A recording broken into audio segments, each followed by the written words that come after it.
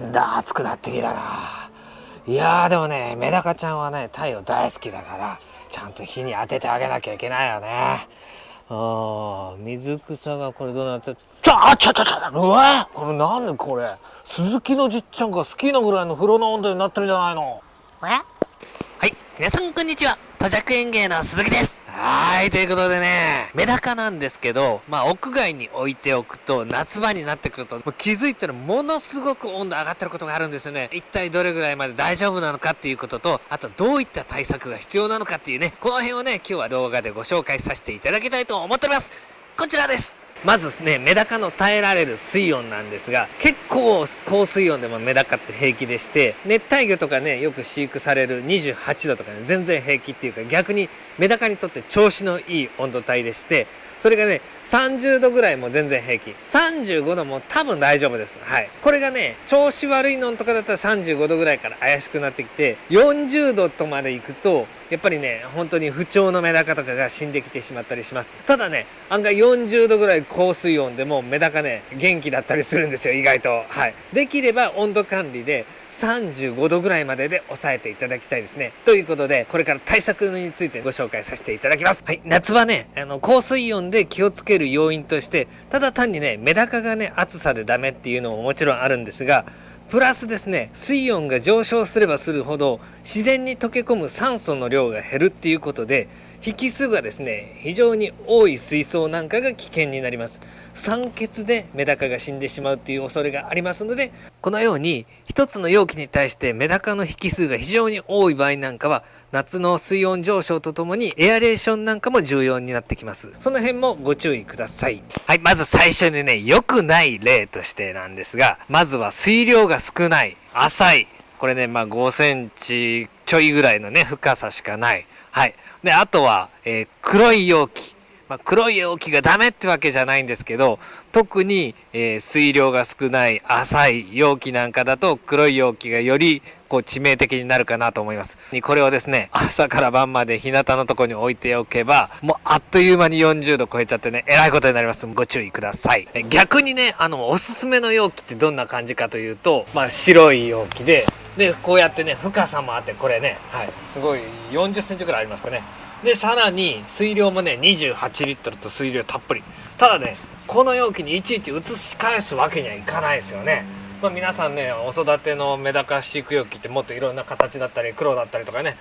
いろんなものがあるんで、一体どうすればどんな対策が必要かっていうのをまたねご紹介させてもらいます。断熱性のことで言うと、発泡容器もねかなり水温上昇を抑えてくれます。これはねジェックスさんの、メダカ繁殖ケースってやつなんですけどね、これなんか水量もたっぷりで、かなりいいかなと思うんですけど、普通のね、生鮮食品とかが入ってたような発泡容器なんかも変なねものが中に付着してなければおすすめの容器かもしれないです。ただ見た目がね難点だと思うんですけど、夏場水温上昇を抑える働きがある容器としては発泡容器結構優れてます。このようにですねコンクリートとかアスファルトっていうのは非常にね熱くなりやすいんですね。でそこに直接こういう鉢を置いとくと、やっぱり一番そこからですね鉢が熱せられて水温が上がる要因となってしまいます。ですからできればこういうね人工芝の上とか、あと普通のね地面の上とかもいいと思いますし、あとは発泡容器の上とかもいいと思います。でこのようにアイアンスタンドの上に乗せて下のね風通しを良くするっていうのもさらに涼しくする要因なので、おすすめです。気をつけていただきたいのが側面の日差しです。容器自身を直接温めてしまって、せっかくね深さのある容器でもそこの方まで均一に水温を上げてしまうっていう恐れがありますので、西日なんかを遮っていただくと効果が高いですけど、容器のサイズなんかによってはですね1日日陰の方がいい場合もあります。はい、で容器を温めてしまって水温が上がってしまうっていうことを防いでくれるのが、このね木枠がね見た目がね良くなるっていうだけでなくてですね、実用的でももあるんですよ。容器があって、さらに内側にプラの容器があることによって、外側から鉢がね、温められることがないわけですね。内側を通した光がですね、水温上昇に当たることもあるんですけど、それはね、かなりね、水生植物を茂らすことによって防ぐことができるので、続いてですね、猛暑対策におすすめの水生植物がこちらです。ウォーターポピーです。こうやってね、水面に浮いてる時はそうでもないんですけど、これがね、葉っぱが混み合ってきて、一面を覆うとですね、葉っぱがね、こう水面よりも立ち上がってくる葉っぱがかなり出てくるんですよ。そうすると、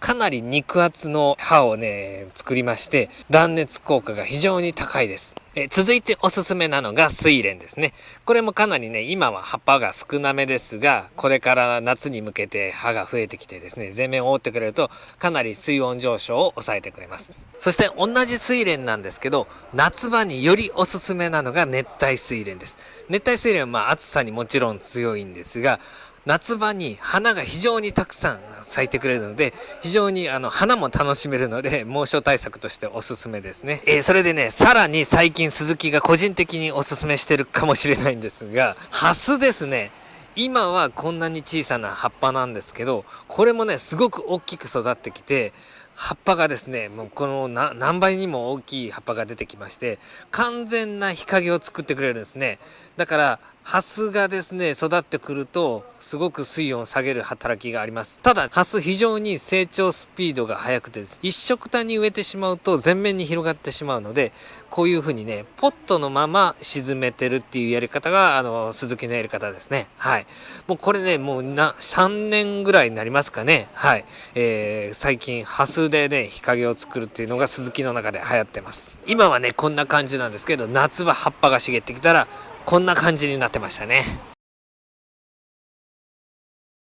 はい、ということで今日はまだちょっと早いっていうのと、あと雨の中、猛暑のイメージまだ湧かないって感じなんですけど、これから夏、6月、7月にかけてですね、だんだん暑くなっていく真夏に向けてのメダカの猛暑対策をご説明させていただきました。このようにね、ビオトープ風にしていただいている方の、猛暑対策になるかなと思います。結構ね、日差しであったりとか水量とかです。いろんな環境要因によって水温の上がり具合って違いますので、こう対策したから大丈夫っていうんじゃなくって、しっかりと水温を測って大丈夫かどうか確認していただきたいなと思います。それではこれからですね、暑くなっていく夏に向けてメダカライフ楽しんでください。それでは皆さん、さよなら。